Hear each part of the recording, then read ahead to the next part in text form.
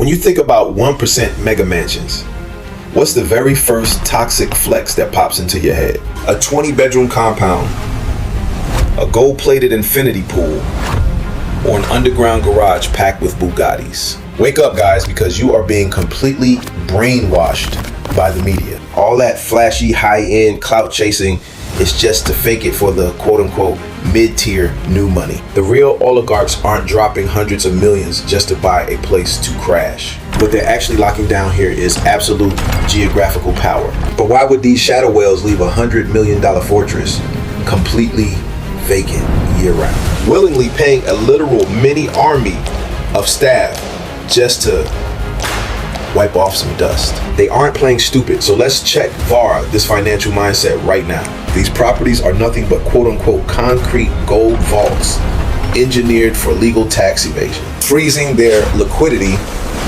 and completely rug-pulling the government in broad daylight. Today I'm kicking down the doors to expose the darkest asset protection plays behind these mega mansions.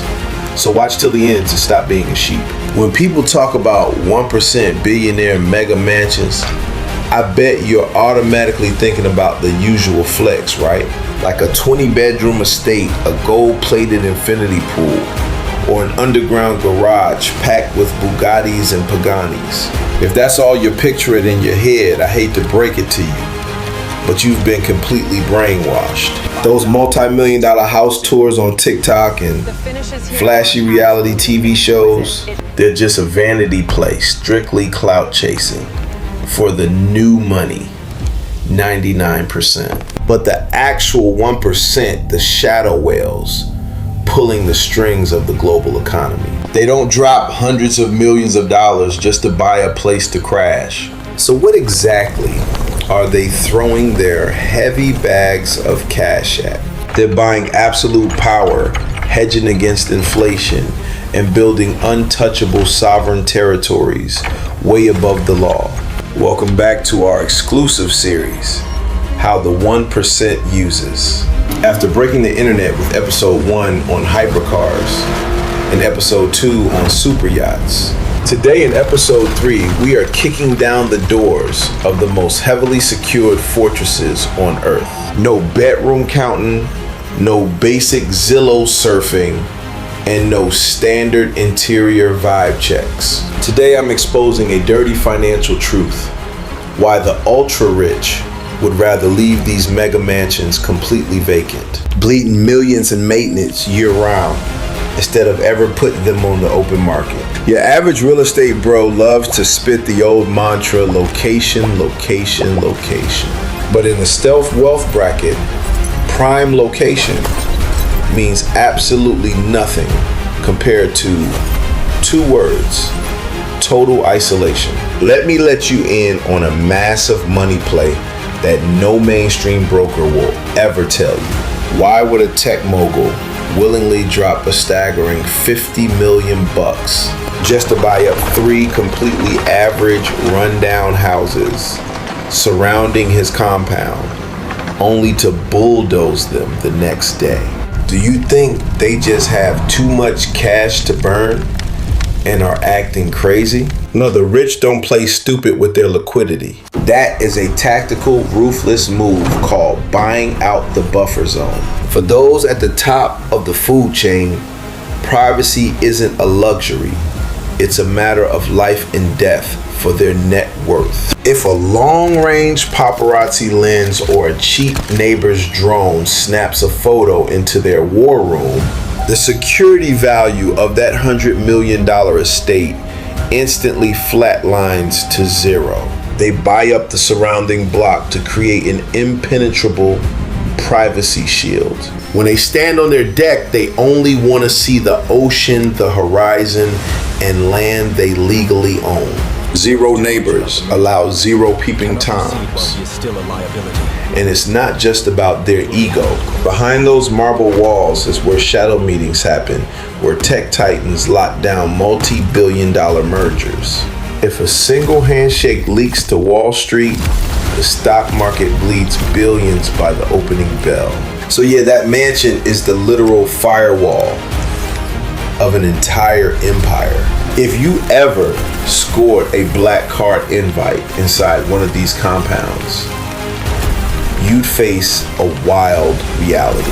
There isn't a single square inch of material in there that you could look up on Google or buy at West Elm. When regular people get rich, they buy loud designer brands. But the 1%, they operate in the realm of extreme bespoke, meaning one-of-one custom pieces and historical super materials. Those clickbait articles screaming about gold-plated faucets sound incredibly tacky to them. To real oligarchs, gold is old money, overly flashy, and honestly, super cringe. What they're hunting for are rare materials that carry an exclusive, untouchable story. Picture backlit quartz walls mined by deep-sea divers hundreds of meters down in ocean caves, where crushing pressure creates light patterns that no lab on Earth could ever fake.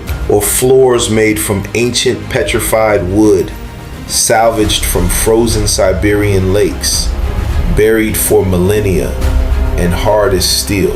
But the craziest engineering flex that MTV Cribs completely hid from you is the glass. Those massive 30-foot floor-to-ceiling windows looking over the valley aren't standard tempered glass. That's military-grade, intelligent, acoustic triplex optical glass. The core is embedded with smart nanoparticles that automatically tint and bend UV light depending on the sun. This ensures the original Picassos hanging in the living room never fade, while maintaining a dead silent 0 decibel vibe. The moment that heavy door clicks shut, you step onto a completely different planet. No noise, no smog, and the outside weather completely loses its jurisdiction. They are literally buying the right to control time and space. Now let's rip the lid off the darkest secret these billionaires desperately try to hide. The underground defense grid. Remember the golden rule for the 1%. A house isn't just a flex.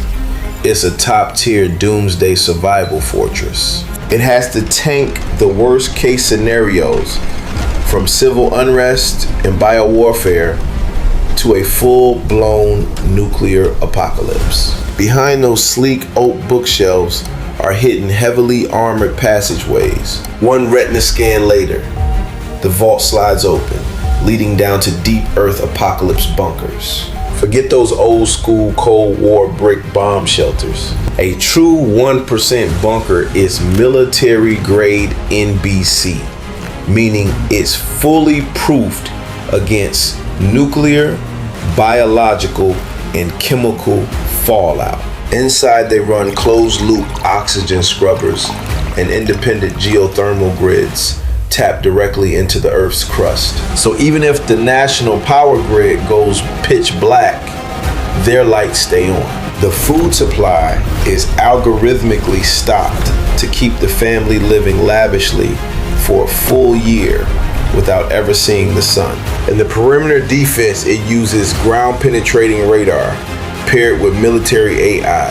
It locks onto intruders from half a kilometer away, analyzing their exact gait and body weight.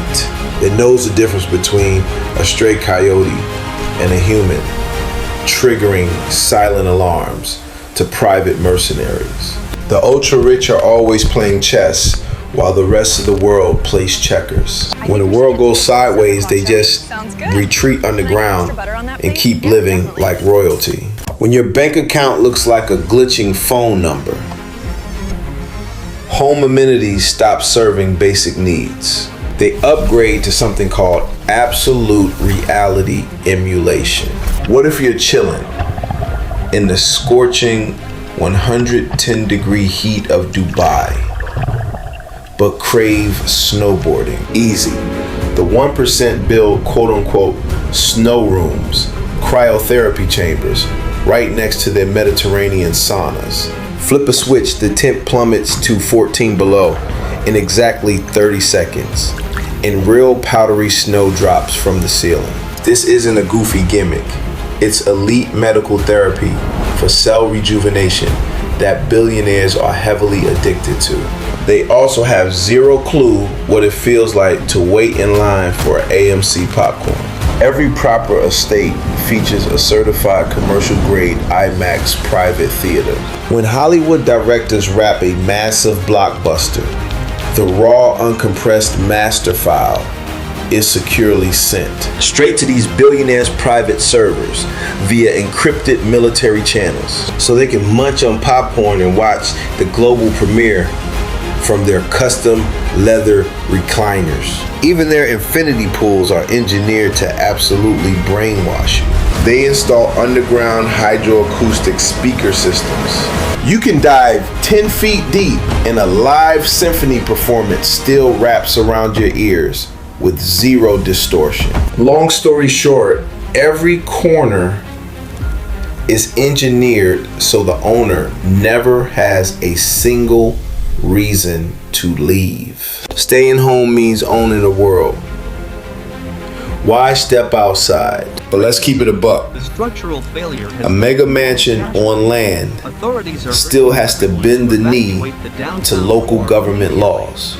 They still pay property taxes and deal with city zoning encroaching on their vibe. So when the 1% want to completely ghost human society, they pull the ultimate in-game card.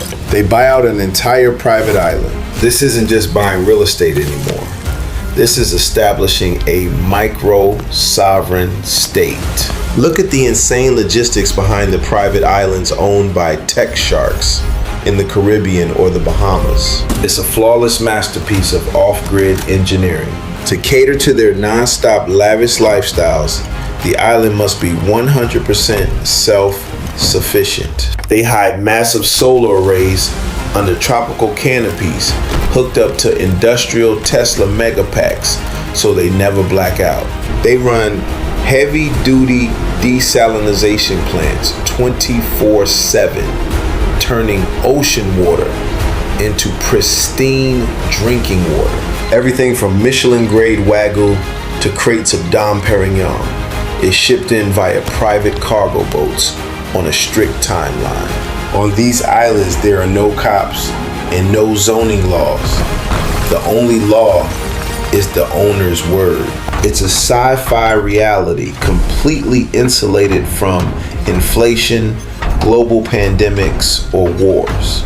I know a lot of you are watching this jaw on the floor thinking, man, if my crypto pops off or I hit the lottery, I'm locking down one of these estates. But wake up, guys, because here is the brutal bucket of ice water the finance world hides from you.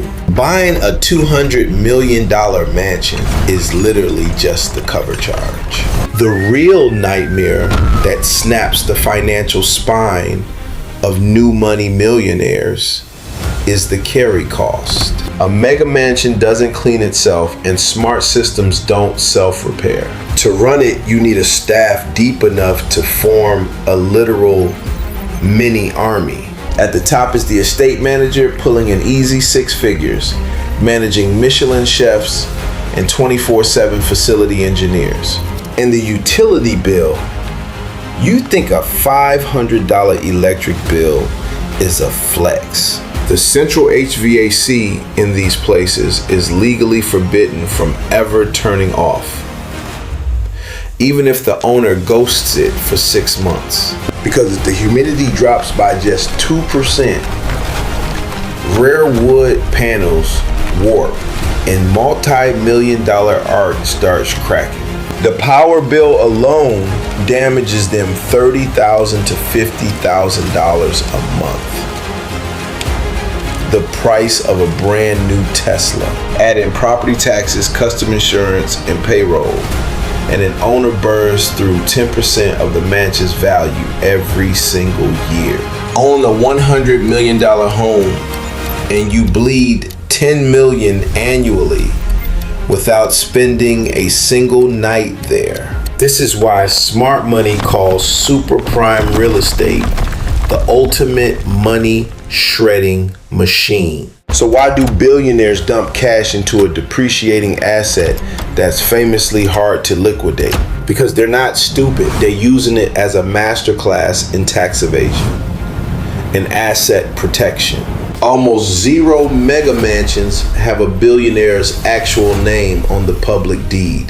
They use anonymous shell LLCs and blind trusts registered in tax havens like Delaware or the Caymans. When two billionaires trade a house, they just quietly transfer the shell company shares to each other in a VIP room. Boom, millions in real estate transfer taxes vanish into thin air and the government stays completely clueless. Ultimately, these fortresses are the final boss of the spending game, turning cash into solid geographical power. If you woke up with 500 million tomorrow, are you building a Bel Air bunker to control information, or buying a sovereign island to rule your own kingdom? Drop your choice in the comments below. I'm heading down there to read them and reply to you guys myself. Smash that subscribe button, because in episode 4, we're dissecting flying palaces, the insane world of private jets.